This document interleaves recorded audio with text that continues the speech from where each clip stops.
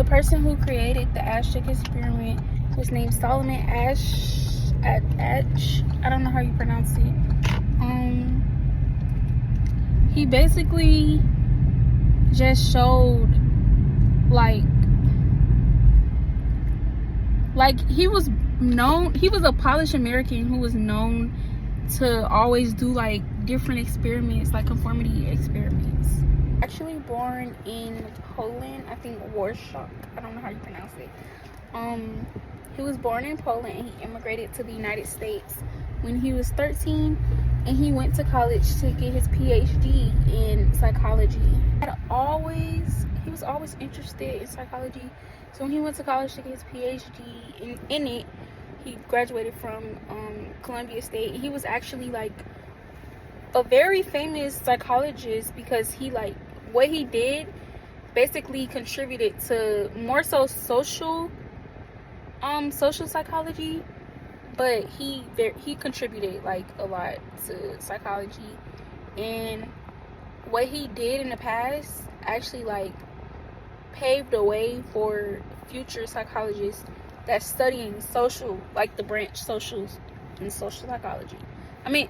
The branch social in psychology. To the United States in 1920. He ended up leaving college in 1928, which was Columbia State again, and he learned English by reading Charles Dickens' book, and it helped him to like learn English a lot better. And yeah, like I was just saying, environmental, like anything going on in your very own environment can actually play a very big role.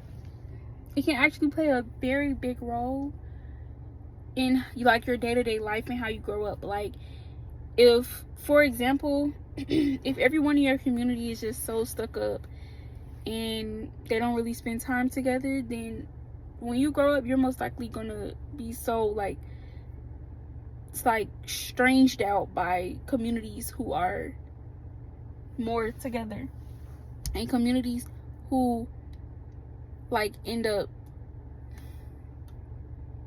like, for example, if there's a fall festival or something, you will be like stranged out because like your environment, like you never grew up to stuff like that. And so that's basically what he just studied. And he also studied peer pressure, and I feel like peer pressure plays a big role in community too, because in the community it's just like those are people who you're around day to day and they become your peers. So if you see them acting a certain way towards a certain situation, then you're gonna think that that's how you should act, or it's out of normity that someone else will act another way. If you enjoy my video of me basically doing the Asch experiment, and you can also see like it's just different views on everything, and how everybody can be so easily influenced, but at the same time it's like they know right from wrong. Yeah. Before I get started with the video, I just want to do a quick disclaimer. The last person who is not in on the video does have dementia, and he does have, I don't know, I explained it in front of him. I thought he was going to be a part of it, and he ended up saying his own answer instead. So we had to get like, you know, another contestant. I think she heard the plan anyway, so we just ended up putting her in it, and he ended up going with his own answers. This experiment is going to be called the Asch experiment. Basically, y'all are participating in my experiment. So all you have to do is let me know which line equals the other line with the letter. So this is the line that you're looking at, and you have to match it to the other lines. Okay? Okay. So which line do you think would match? A.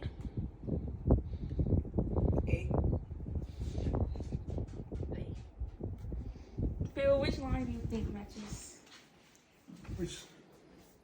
What's the question? This is the line you're supposed to be looking at, and this is the line you're supposed to match. I mean, you're supposed to match it to one of these. C matches it. Okay. You can see in the first answer, so as you can see in the first question, the answer is clearly C, but you know, the actor said A. Okay, and now which line do you think matches?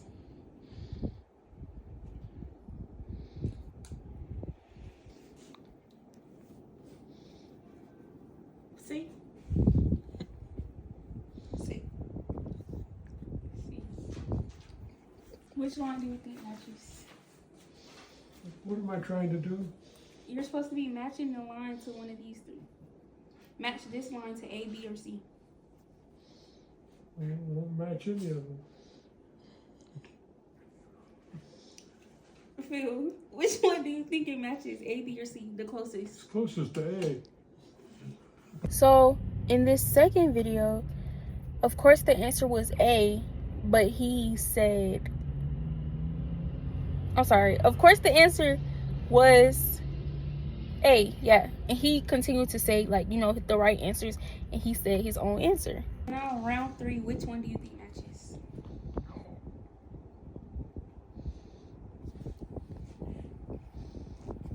Y'all go with A.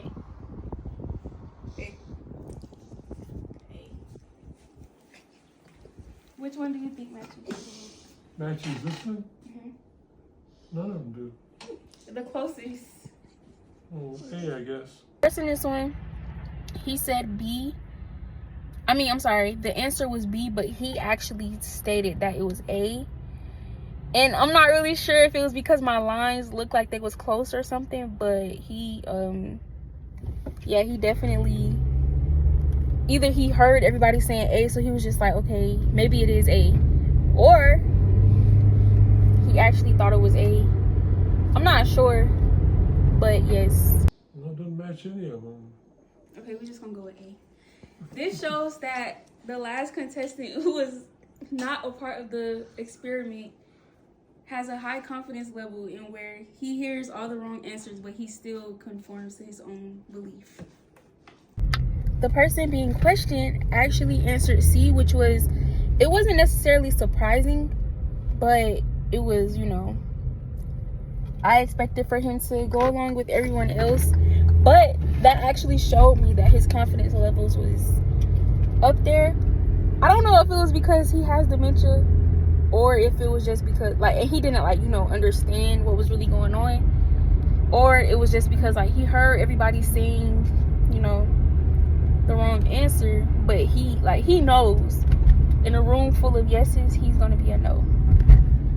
So basically, from this overall experiment, I feel like it is kind of easy to influence somebody, but at the same time, like, I feel like this experiment would be like a 65-35 experiment. Like, 35% would go along with it, especially, well, at least in the household that I was just in. 35% will go along with it, and then the other ones will, like, say how they feel and say what they want to say, or say what they think or believe in. They're not necessarily going to conform with anyone else's beliefs. Now, in most of these experiments, I realized that, like, I watched multiple videos on it. In most of these experiments, I realized that in the first answer, they're probably, like, a little sketchy, because they're like, okay, I'm seeing one thing, but everybody's saying another. So they're probably thinking, like, maybe I am right, but I don't know. But they still say their own answer. Then towards the end of the experiment, or towards the end of the video, they begin to say, like, conform to the group and be pressured into saying the wrong answer, because they think it's like, okay, like, you know, like, the teleprompter is like, okay, not the teleprompter, the person is like, okay. Then when it gets to them, they're like, everybody's looking at them weird, like, why would you say that answer and not the other answer? So then they, you know, like, they read in body language, so then they start to, you know, conform. The Asch experiment is basically when there's a group full of individuals and they are volunteering, and then there's one true, well, they're paid actors, and then there's one true volunteer who goes along, who doesn't know the rules of the experiment, and he